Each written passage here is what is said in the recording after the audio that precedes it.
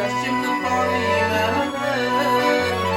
Sinirlerden ağırlık işe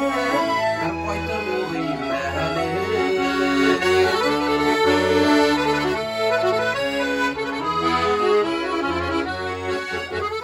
Yanlarında sine var gerek Şişme bu yana düşsem Eğlenip ötüp yeşillik Saldım suları içsem Yaşlı kaldım avlılık işem Bir fayda bu digere Sağlıklı gügellerim Yılmağın sütügelim Yaşlı kaldım avlılık işem Bir gelip